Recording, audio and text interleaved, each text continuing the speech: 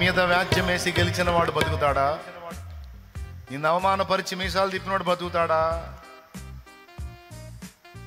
నిన్ను వెనకేసి ముందుకెళ్ళానని వెర్రవీగినోడు బతుకుతాడా శాశ్వతంగా? వాడు సాధించినవన్నీ కుప్పేసుకొని కూర్చొని అనుభవిస్తాడా? అది ఒట్టిదేగా. అంతోటి భాగ్యానికి నువ్వెందుకు దిగులు పడాలి, కృంగిపోవాలి, వేదన పడాలి? నీకేదో అయిపోయింది, నీకేదో కిరీటం కింద పడిందని నువ్వు ఎందుకు ఫీల్ అవ్వాలి? ఎందుకు నాయన నువ్వు విరక్తి చెందుకోవాలి? ఎందుకు నాయన నువ్వు సావాలనుకోవాలి? అవమానాలు ఎదురైనాయా? రాని నాయన, అవమానాలు దేవుడిస్తే అయ్యే తాగు నాయన. నీకు పాత్రలో ఏం పోశాడు? ఈ ప్రకృతిలో మనం కలిగి ఉన్నవి, మనం అనుభవిస్తున్నవన్నీ భ్రమ అని మర్చిపోవద్దు. భ్రమాన్ని గుర్తెరిగి దేనితోనూ ఎవరితోనూ కూడా ఎక్కువ అనుబంధం ఏర్పరచుకోవద్దు.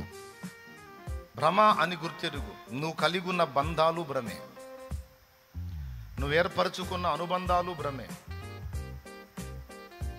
అనుబంధాలను బట్టి, బాంధవ్యాలను బట్టి బాధ్యతలు నెరవేర్చడం వేరు, నెరవేర్చాలి. కానీ అనుబంధాలకు అతుక్కుపోకూడదు, డేంజర్.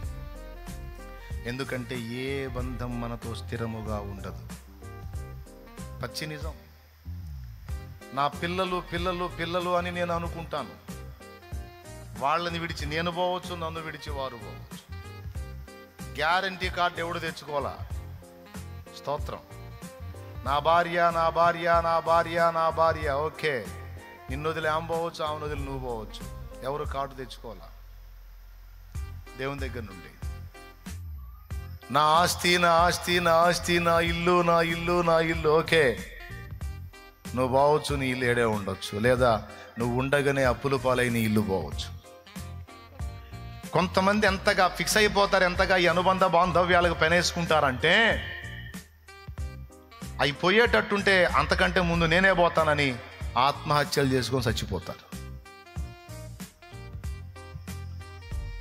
నా పిల్లలే నా ప్రపంచం, నా ఇల్లే నా ప్రపంచం, నా పిల్లలే నా ప్రపంచం, నా సంసారమే నా ప్రపంచం అని బాగా అతుక్కుపోయి బతుకుతారు. పిల్లల్ని పెంచి పెద్ద చేస్తారు. పిల్లలు బాగా చూసుకుంటారనే కలలుగంటారు. పిల్లలేమో తెలియని స్థితిలో విషం కక్కుతారు. అది జీర్ణించుకోలేరు. ఇలాంటి చేదైన అనుభవాలు వస్తాయని ఊహలో కూడా అనుకోరు, కానీ జరుగుతాయి. అప్పుడు విరక్తి చెంది ప్రాణం తీసుకుంటారు. ఎన్ని జీవితాలో అలాగా. అందుకే మళ్ళీ చెప్తున్నా, అనుబంధాలు బంధాలు అనేవి దేవుడు ఏర్పరచినవే కాదని నేను అన్ను. వాటిని బట్టి నీకు ఇచ్చిన బాధ్యతలు నెరవేర్చడం వరకే నీ పని, నా పని.